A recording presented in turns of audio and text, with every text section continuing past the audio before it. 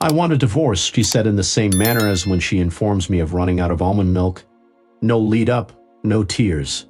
She stood at my doorway in her lemon joggers, phone in hand as if in the middle of a text, and abruptly remembering to end our 19-year marriage. I met her gaze, blinked once, and offered a calm, serene smile. Not a sneer, not a forced grin.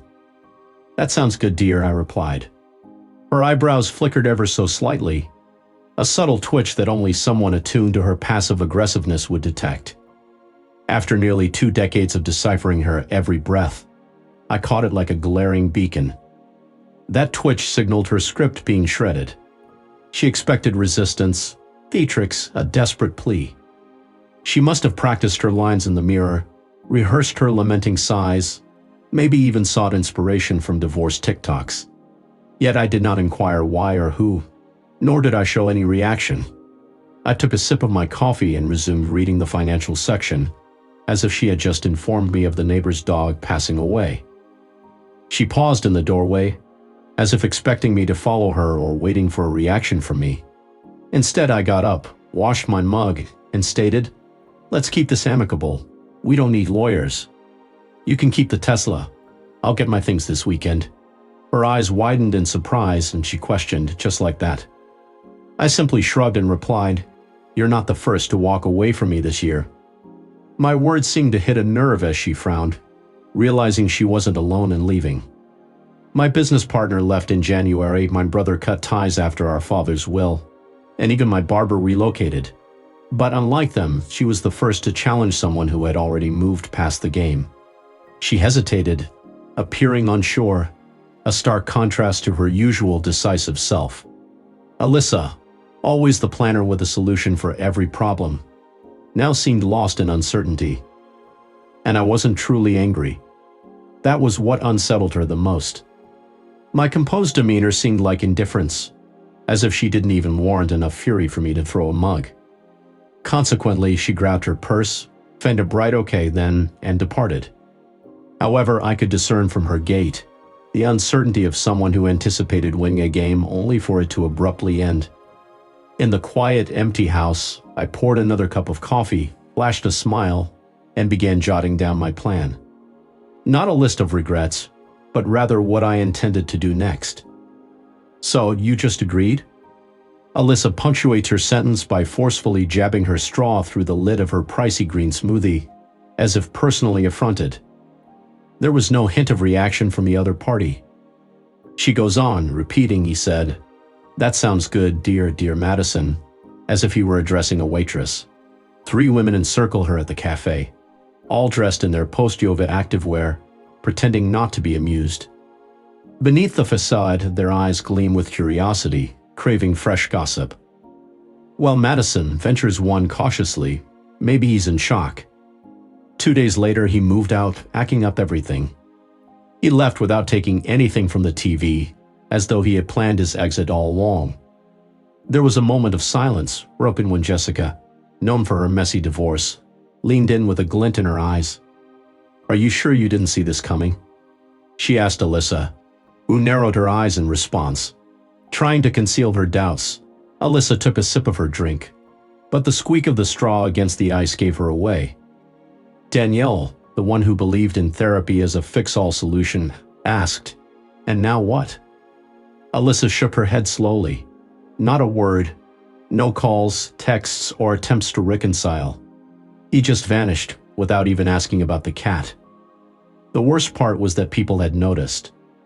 Initially, Alyssa had portrayed the breakup as mutual and empowering, but now she was left feeling lost. Seeing Madison from a different perspective, she averts her gaze and absent-mindedly plays with her straw wrapper. Jessica's eyes convey uncertainty, while Danielle adopts that familiar therapist's head tilt, suggesting that perhaps it wasn't entirely his fault. Alyssa senses the shift in the air, the lingering suspicion that she didn't leave Paul. He allowed her to leave, and the feeling of humiliation changes entirely. As she returns home, she delves into his old Instagram account to find nothing new. She also checks their shared payment history on Venmo and discovers that he canceled their Netflix subscription without discussion, as if it were just a matter of business. Even his Spotify account no longer appears on the family Alexa. He didn't put up a fight. He simply disappeared, methodically and seamlessly, almost as if he had been planning his exit for months. That night, as she lies in bed with her phone resting on her chest, she ponders what kind of man can smile through a divorce and walk away unscathed. The first sign that something was amiss was the empty closet, not in disarray, but completely bare. The drawers were similarly vacant, devoid of a single sock, cufflink, or even the well-worn Notre Dame hoodie he treasured like a sacred relic every Sunday. Everything red had vanished. The morning following their brief exchange, Paul departed the house with only a black duffel bag and a box in hand. His parting words were, "I'll take care of the rest soon."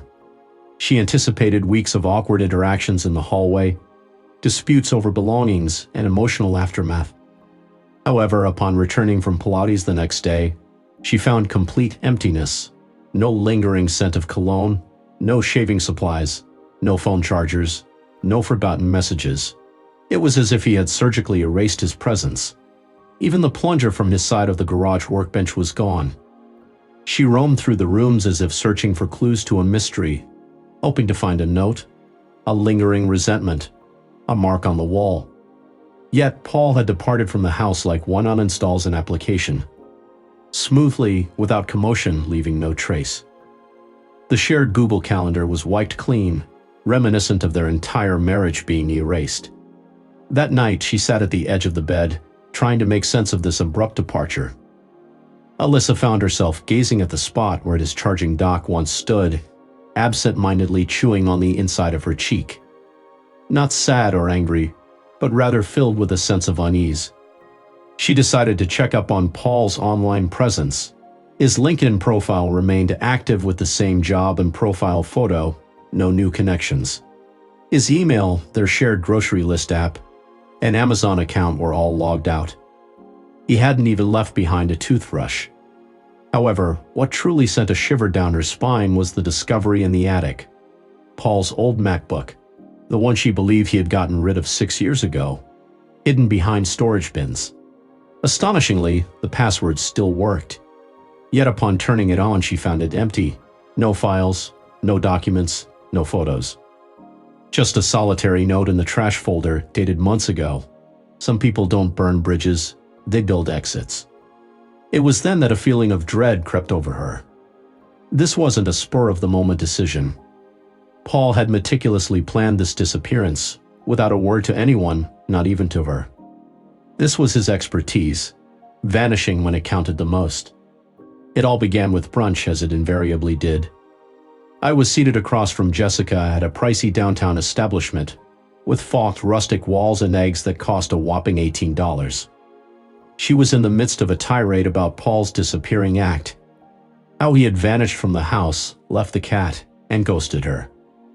As Jessica delicately placed her mimosa on the table, she slowly spoke, swirling the glass. "I think I spotted him last week." Alyssa's fork froze in the air as Jessica continued, her eyes darting upwards cautiously. "He was at Little Clover last Wednesday. I was there with Chad for that work event. We were sitting by the bar, and I could swear it was him." Alyssa chuckled. "Paul at Little Clover? He despises that place, always saying it reeks of truffle oil and shattered dreams." Jessica gave a thin smile. "Well, he didn't seem to hate it." She picked up her phone, tapped a few times, and slid it across the table.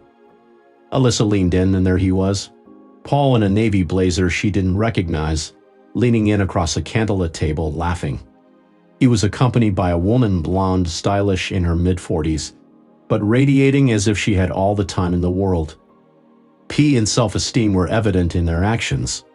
Although there was no physical contact or explicit gestures, Alyssa could sense the intimacy in the way Paul held his wine glass and tilted his head while listening. It wasn't the posture of a first date. It felt comfortable, familiar, and uncomfortably intimate. Alyssa quickly returned the phone, feeling a sudden rush of uncertainty. He's probably just networking. She could be someone from work, Jessica suggested, raising an eyebrow. Didn't you mention he works remotely? They could be collaborating on a project or something. Jessica's lack of argument spoke volumes, stirring up further doubts in Alyssa's mind. Throughout the day, Alyssa tried to push the disturbing thoughts away. However, when she got home, curiosity got the best of her. She accessed Paul's old email account, which was still connected to her iPad. Though she hadn't checked it in weeks, there was nothing suspicious in his recent activity. No travel plans, dinner reservations, or any obvious hints of infidelity. Yet one file caught her eye under the starred section, labeled Elmwood Lease Agreement, dated 2 months ago. Elmwood was a prestigious building in the Arts District. Alyssa's heart raced as she opened a new tab and searched for floor plans modern law. As she entered the stylish apartment, with its sleek hardwood floors and expansive windows, she couldn't help but feel a pang of unease. Here was a space far removed from the days when he insisted on Costco furniture and dismissed throw pillows as a frivolity. The realization twisted in her gut, a sharp and lingering discomfort. He hadn't just moved on. He had upgraded, and he had done so without seeking permission, without a shred of guilt, without her. That evening she poured herself a second glass of wine and allowed her thoughts to wander back to the blurry photo on Jessica's phone, examining each frame in meticulous detail. It wasn't that she still cared, but rather, for the first time, she questioned whether he ever truly had. The first thing that struck her from the memory was the scent. A delicate combination of clean linen and cedar, an understated luxury reminiscent of exclusive hotels that don't need to advertise. It was a far cry from the anticipated bachelor pad odor of sweat and dejection that she had almost hoped for. The doorman greeted her by name, addressing her as Mr. Halper, ushering her in without prying. Her heels clicked against the polished marble floors as she made her way to the elevator, noticing the absence of creaks or odors, the absence of cluttered bulletin boards. It was a world of quiet, curated elegance that spoke volumes about the life he was now living. A life that no longer included her. Paul's apartment was meticulously curated, featuring an open layout, gentle ambient lighting, tasteful framed art pieces, a sleek black leather couch, and a genuine record player. There were no cluttered piles of mail or spoiled food in the fridge. Living plants thrived in the space. As she observed the apartment, Alyssa tried to appear nonchalant, but her facade crumbled when she noticed the impeccably organized bookshelf, filled with pristine hardcover books sorted alphabetically. Her attention was drawn to a small marble dish near the entrance, holding a single brass key along with a hotel key card and a delicate gold earring. Alyssa's heart skipped a beat as she realized these items didn't belong to her and were deliberately placed. A soft laugh from the balcony distracted her, and as she turned, she saw the woman from the photo standing there. Up close, the woman exuded a sophisticated aura, far from being a young social media influencer. She wore understated silver jewelry and a classy cream outfit, embodying a seasoned and composed demeanor. Someone adept at navigating both boardrooms and brunch conversations. With a glass of red wine in her hand, she appeared completely at ease in the moment, especially with him by her side. Paul trailed behind her, balancing 2 glasses in one hand, wearing a casual navy sweater. Alyssa noticed his gaze flicker towards her just once, devoid of surprise or awkwardness. "Didn't expect you this early," he remarked as he set the glasses down. Alyssa's throat suddenly felt dry. "I was in the neighborhood," he added with a nod. There was no offer to sit, no small talk. His demeanor wasn't rude, just disinterested. Glancing back at the woman in the room who was now casually scrolling through her phone, Alyssa observed the lack of tension or pretense. In that quiet moment, for the first time in years, Alyssa felt like a spare wheel in the room, not the host, not the focal point, just an outsider looking in. It was a sudden and poignant realization. He hadn't merely moved on. He seemed to belong in this life with that woman, amid the clean, sleek, and contemporary ambience. What struck her most was that he looked genuinely content, not attempting to appear younger or pretending to be happy, but genuinely light, as if shedding a heavy burden. He didn't just. After years of wearing the same outfit, Alyssa turned away without saying goodbye. She dreaded the possibility of not hearing a response if she did. Staring at the message for 17 minutes, she finally mustered the courage to hit send. "Can we talk?" Simple and direct, without room for misinterpretation. She had hoped he would take the bait, express concern, or show some curiosity. Its response popped up just 2 minutes later. About what? 2 words, devoid of emotion or punctuation. A stark contrast to the man who used to pour his heart out in birthday cards, shed tears during Pixar movies, and nervously proposed with a heartfelt poem. It felt like a cold dismissal, leaving her with a lump in her throat. Trying not to internalize his response, she hesitated before crafting her next message. "I just thought maybe we could clear the air." An hour slipped by, bringing no developments. She turned to Instagram, scrolling, refreshing, checking his private feed for any new posts. His profile picture had changed, showcasing a more confident version of himself in a sleek suit with a subtle tilt of his chin. Intrigued, she zoomed in on the image, spotting a familiar blonde figure with impeccable posture in the reflection of his sunglasses. A pulsing vein in Alyssa's temple signaled her growing unease. The read receipt materialized at 9:43 p.m., followed by his succinct response. "I think everything's pretty clear already." Staring at the message, she felt a mix of audacity and control emanating from his words. It was like trying to debate with a therapist who had already diagnosed and moved on. There was no emotional foothold to grasp onto, only a clinical, detached stance.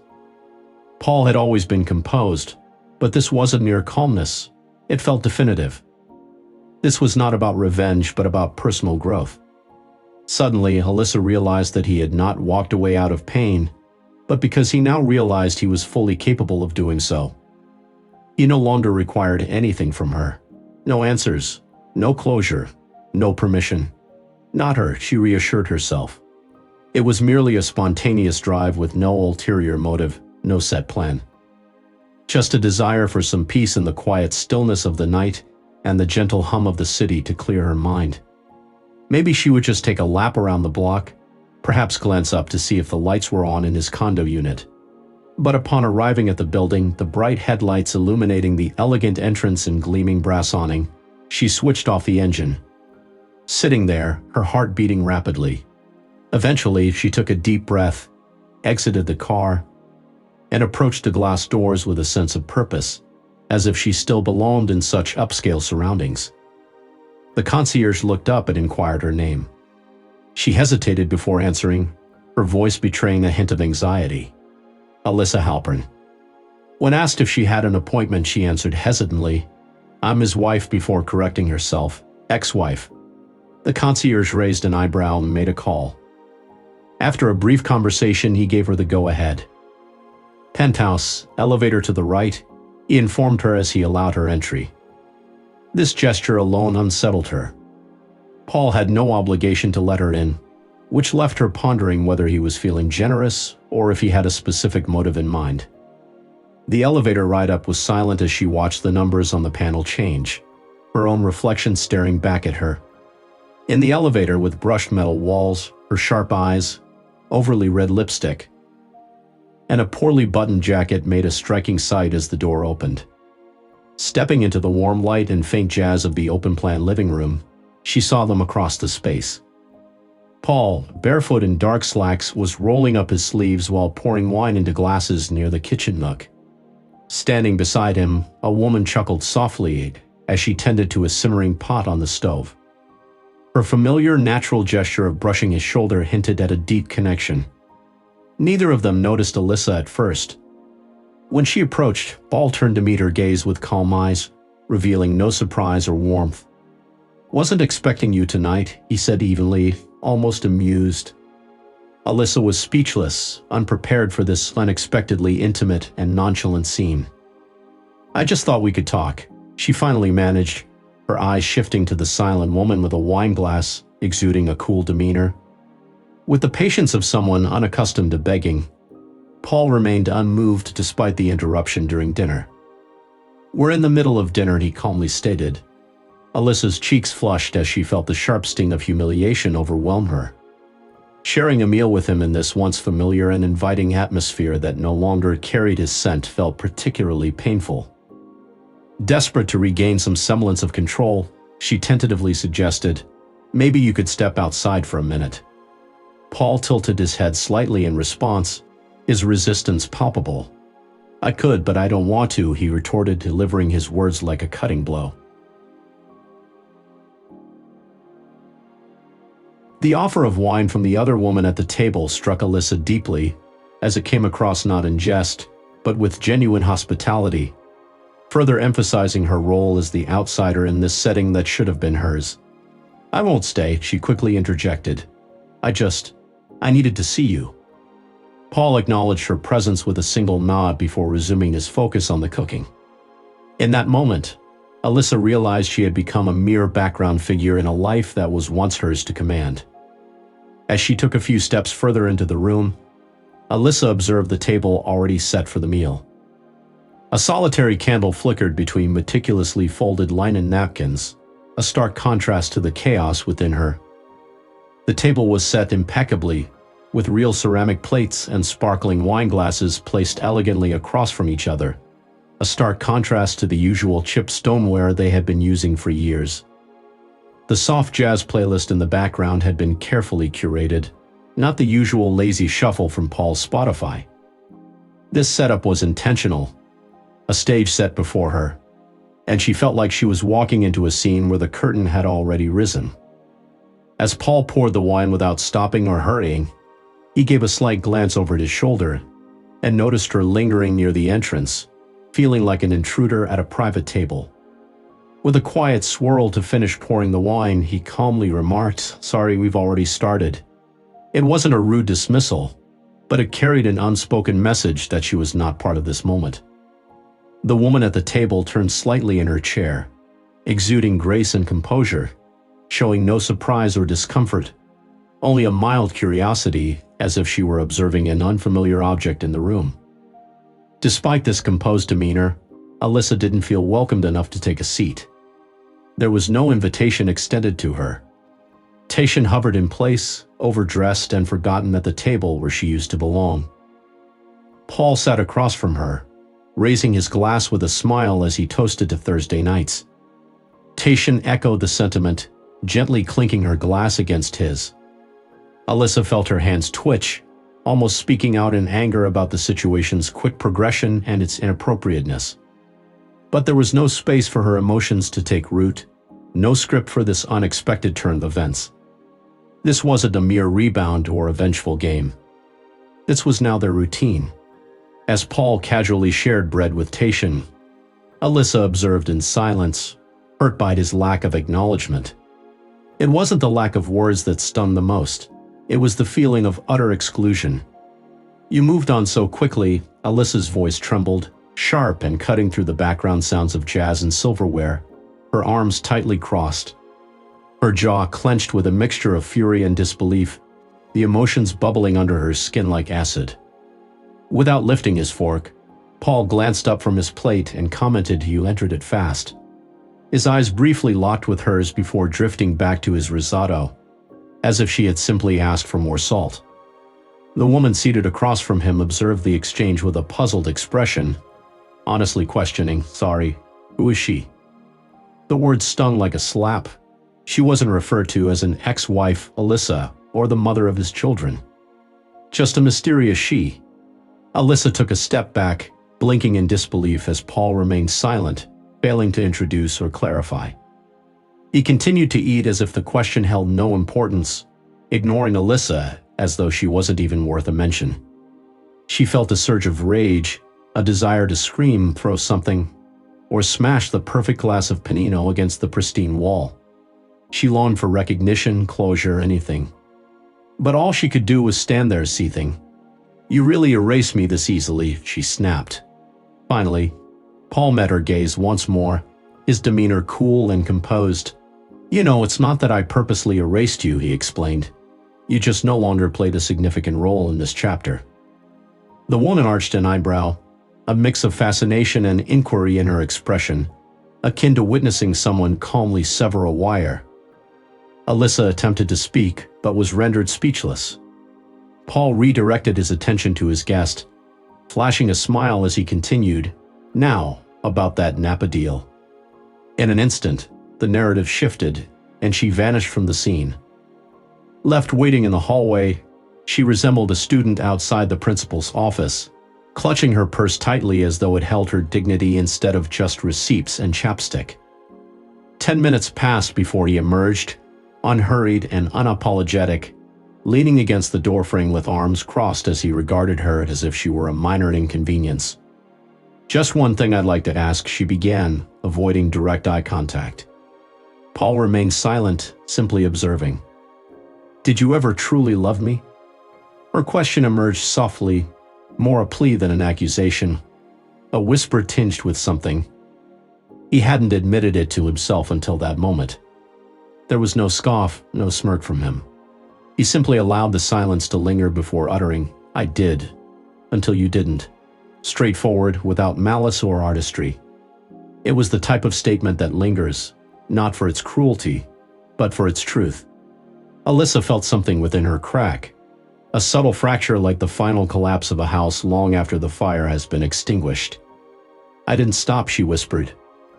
Paul arched an eyebrow, implying you just forgot what it looked like. He gently gestured towards the elevator, signaling the end of the conversation. It wasn't rude, just final. She stood there, hoping for a sign, a hint of warmth, a trace of remorse, or perhaps a parting sting. But there was nothing more from him. No hate, no sorrow, only emptiness. He wasn't going to give her closure.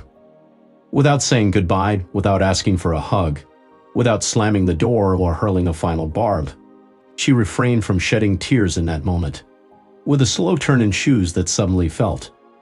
Her hand skimmed the doorframe for balance, 2 sizes too small. A reflex pulsed, illuminated by warm light and the faint melody of jazz in the background. Without a word or movement from you, she left, your expression already revealing the inevitable outcome. Stepping into the hallway, the door hesitated before softly clicking shut behind her. It wasn't a dramatic exit, just a quiet finality that marked the end. Standing in the upscale corridor scented with wealth and polished wood, she felt like a character in a movie that was no longer hers. There were no lingering goodbyes, no voices calling out to her as she departed. The elevator itself seemed to take its time, as if the building itself was reluctant to release her from that moment. When the elevator finally opened, she stepped in, pressed the button, watched the numbers descend, and realized something brutal in its simplicity. He didn't lose anything tonight, she did. And he didn't even have to raise his voice.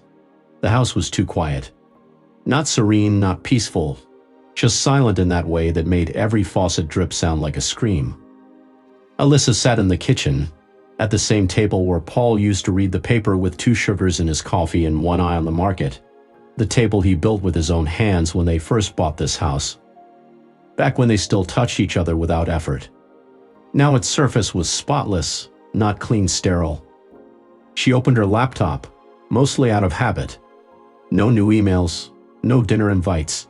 A calendar alert for an anniversary that didn't matter anymore blinked at her like a cruel joke. Then she clicked on Facebook. She didn't know why the photo was at the top of her feed. Bright, effortless, a little too perfect for real life, but somehow still believable. Paul and Hearth. The woman stood on a sunlit terrace, holding wine glasses and smiling as if she belonged in a magazine advertisement for life insurance. There were no wedding rings, no declarations, just a genuine sense of intimacy that arises from mutual authenticity. The brief caption read, "Sometimes peace begins where begging ends." Alyssa gazed at the words, recognizing that they resonated with her. It wasn't meant to provoke or boast, but rather as a profound statement. In that moment, it struck her hard. This was not merely Paul moving on, but Paul truly evolving and healing. And she had not been part of that journey, nor had she been invited. The screen illuminated the dark kitchen for another half a minute before she closed her laptop. Without shedding tears or expressing anger, she sat silently in the once desired tranquility, finally comprehending the bitter truth of winning the argument, but losing the connection.